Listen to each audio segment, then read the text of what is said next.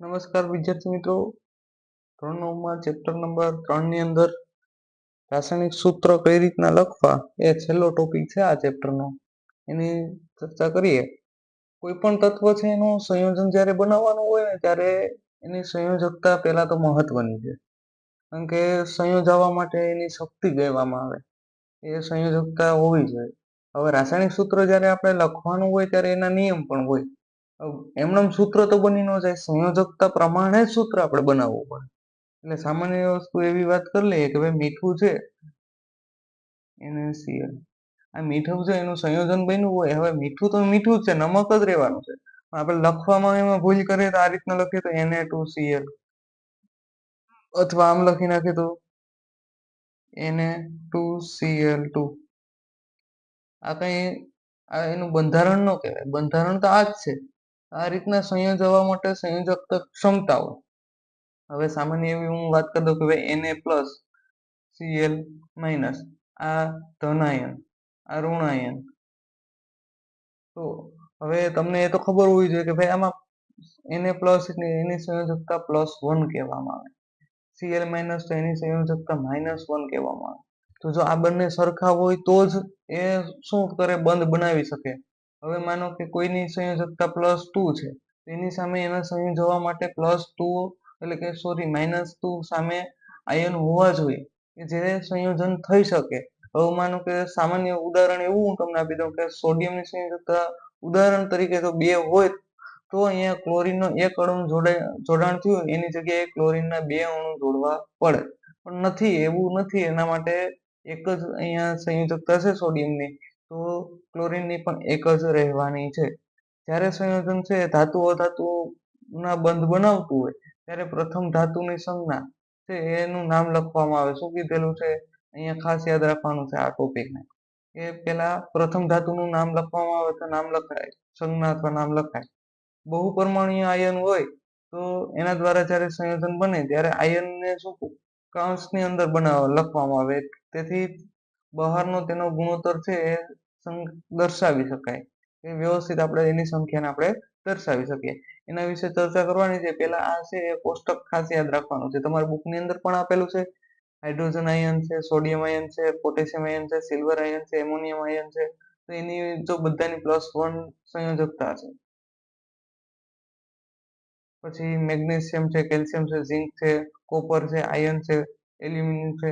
તો એમાં એલ્યુમિનિયમ અને આયર્ન છે, ફેરિક આયર્ન, એની અંદર શું જોવા મળે કે એમાં +3 આયર્ન જોવા મળે, અને ફેરસ આયર્ન છે એની અંદર +2 કોપર ને ઝિંક ની અંદર. તો આ રીતના સંયોજકતા તમારે યાદ રાખવાની છે. સામે આ બધા ધન આયનો છે, આ બધા ઋણ આયન છે, તો એ તમારે સંયોજકતા યાદ રાખવાની છે ખાસ.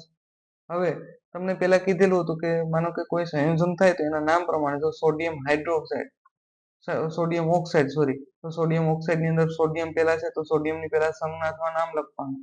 પછી ઓક્સિજન, તો એ ઓક્સિજન લેવાના. સંયોજકતા કેટલી છે? સોડિયમની +1 છે. ઓક્સિજનની સંયોજકતા કેટલી છે? તો કે -2. તો અહીંયા હવે એના ક્રોસ તીર તમારે આપવાના, એટલે તમને ખબર પડે કે સોડિયમ અહીંયા કેટલા લેવા પડશે, તો તીર પ્રમાણે 2 લેવા પડે. તો સોડિયમ અહીંયા કેટલા લીધેલા છે? Na2.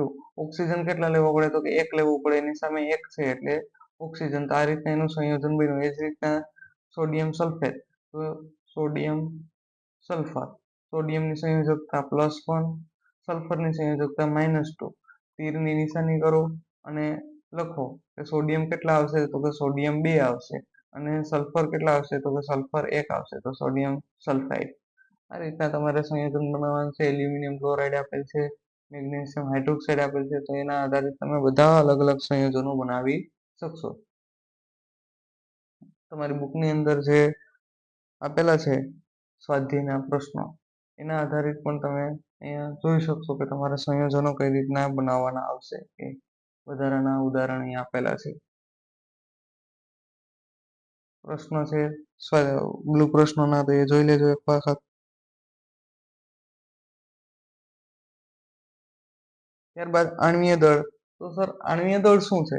તો આણ્વીય દળની ખાસ વ્યાખ્યા યાદ રાખવાની કે કોઈ પણ પદાર્થનું આણ્વીય દળ તેમાં રહેલ ઘટક કણોનો પરમાણ્વીય દળના સરવાળા બરાબર હોય. પરમાણ્વીય દળના સરવાળા બરાબર તો કઈ રીતના, તો હું તમને આગળ આપણે જોયું હતું પાણીનું આપણે સંયોજનનું પરમાણ્વીય દળ લીધેલું હતું, તો પાણીનું લઈએ કે H2O, એની અંદર હાઇડ્રોજન છે એના પરમાણુનું પરમાણ્વીય દળ લેવાનું છે. તો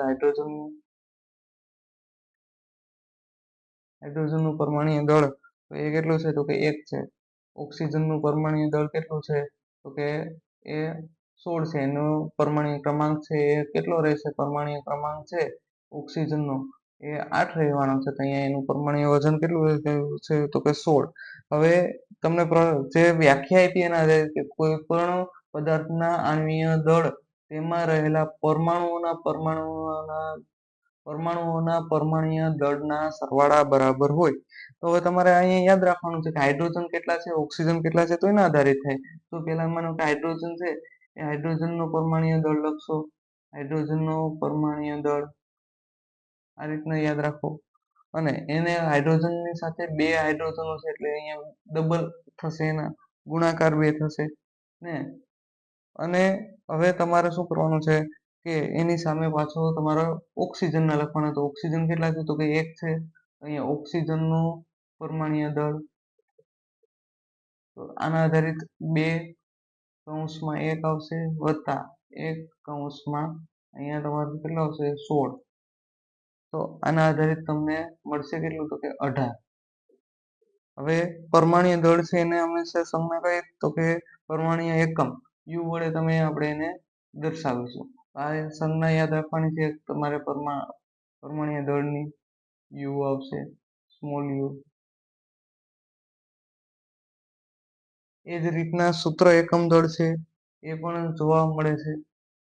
સૂત્ર એકમ દળની હું વાત કરી નાખું કે કોઈ પણ પદાર્થ છે એનો સૂત્ર એકમ દળ તેમાં રહેલા પરમાણ્વીય ઘટકના પરમાણુઓના પરમાણ્વીય દળનો સરવાળા બરાબર થાય. એટલે કે આણ્વીય દળની જે રીતના આપણે ગણતરી કરી એ જ રીતના પરમાણ્વીય દળ પણ સૂત્ર એકમ દળ પણ તમારે જોવા મળશે. એટલે કે પરમાણ્વીય દળોનો સરવાળો કરીને આપણે આણ્વીય દળ શોધ્યું એ જ રીતના તમે સૂત્ર એકમ દળ પણ શોધી શકશો.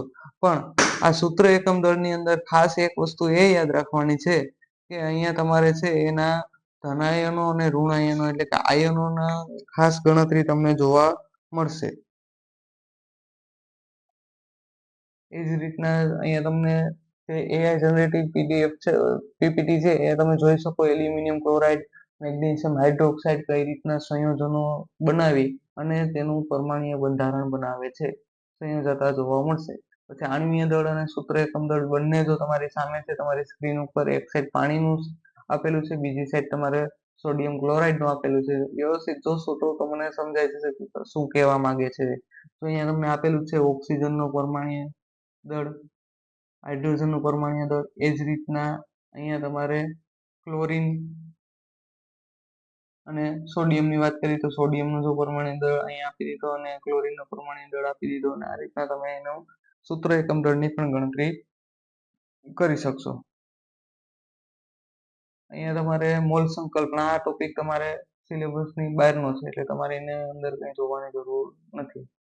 અહીંયા તમારું છે એ ચેપ્ટર પૂર્ણ થાય છે અને ત્યારબાદ છે તમારો આ છે સ્વાધ્યાય છે.